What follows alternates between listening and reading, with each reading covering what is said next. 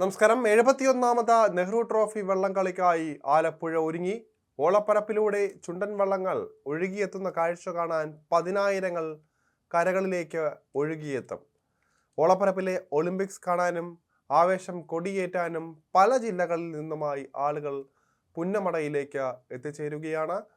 പിന്നെ രാജ്യത്തിൻ്റെ പ്രധാനമന്ത്രി ജവഹർലാൽ നെഹ്റുവിൻ്റെ കയ്യൊപ്പ് ചാർത്തിയ വെള്ളിക്കപ്പിനായി തിരകൾ തീപ്പൊരിയാകുന്ന പോരാട്ടമായിരിക്കും നടക്കുക. ഉച്ചയ്ക്ക് 2-ന് മുഖ്യമന്ത്രി പിണറായി വിജയനാണ് ഉദ്ഘാടനം നിർവഹിക്കുന്നത്. മന്ത്രി PA മുഹമ്മദ് റിയാസ് അധ്യക്ഷത വഹിക്കും. സിംബാബ്വെ ഡെപ്യൂട്ടി മന്ത്രി രാജേഷ് കുമാർ ഇന്ദുകാന്ത് മോദി പങ്കെടുക്കും. 9 വിഭാഗങ്ങളിലായി 75 കളിവള്ളങ്ങളാണ് മത്സരത്തിനിറങ്ങുന്നത്. ചുണ്ടൻ വള്ളങ്ങൾ 21 എണ്ണമുണ്ട്. ചുരുളൻ 3, ഇരുട്ടുകുത്തി A 5, ഇരുട്ടുകുത്തി B 18, ഇരുട്ടുകുത്തി C 14, വെപ്പ് A 5, വെപ്പ് B 3, തെക്കനോടിത്തറ 2, തെക്കനോടിക്കെട്ട് 4 എന്നിങ്ങനെയും പോരിന് ഇറങ്ങും. രാവിലെ 11-ന് ചെറുവള്ളങ്ങളുടെ ഹീറ്റ്സ് മത്സരങ്ങളോടെയാണ് തുടക്കം. ഉദ്ഘാടന ചടങ്ങിന് ശേഷമാണ് ചുണ്ടൻ വള്ളങ്ങളുടെ ഹീറ്റ്സ് നടക്കുന്നത്. അതുപോലെ തന്നെ ചെറുവള്ളങ്ങളുടെ ഫൈനൽ മത്സരങ്ങൾ നടക്കുക. വൈകിട്ട് 4-ഓടെ ചുണ്ടൻ വള്ളങ്ങളുടെ ഫൈനൽ നടക്കും. ഹീറ്റ്സിൽ മികച്ച സമയം കുറിക്കുന്ന 4 വള്ളങ്ങളാണ് ഫൈനലിൽ ഏറ്റുമുട്ടുക. ഒന്നിലേറെ വള്ളങ്ങൾ ഒരേ സമയത്ത് ഫിനിഷ് ചെയ്താൽ സംയുക്ത ജേതാക്കളായി പ്രഖ്യാപിച്ച നിശ്ചിത കാലയളവ് ട്രോഫി കൈവശം വയ്ക്കാൻ അനുവദിക്കും.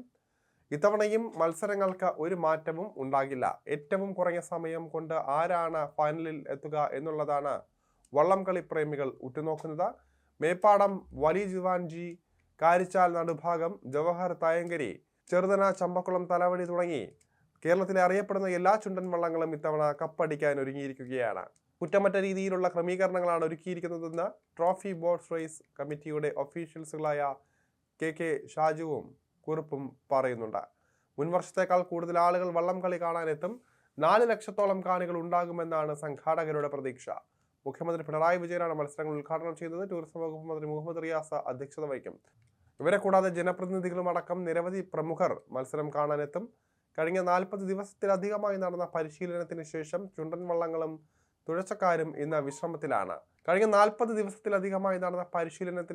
ചുണ്ടൻ വള്ളങ്ങളും തുഴച്ചക്കാരും ഇപ്പോൾ വിശ്രമത്തിലാണ്. രാവിലെയോടെ ചുണ്ടൻ വള്ളങ്ങൾ വീണ്ടും നീറ്റിലിറങ്ങുന്നതാണ്. പാസ് ഉള്ളവർക്ക് മാത്രമാണ് ഗാലറികളിൽ പ്രവേശനം. വള്ളംകളി പ്രമാണിച്ച് കൂടുതൽ ബസ്, ബോട്ട് സർവീസുകൾ ഉണ്ടാകും. ആലപ്പുഴ KSRTC ബസ് സ്റ്റാൻഡിൽ നിന്നും ഇന്ന് ടിക്കറ്റ് എടുക്കാനാകും. നഗരത്തിൽ ഇന്ന് രാവിലെ മുതൽ തന്നെ കർശന ഗതാഗത നിയന്ത്രണങ്ങളാണ് ഏർപ്പെടുത്തിയിരിക്കുന്നത്.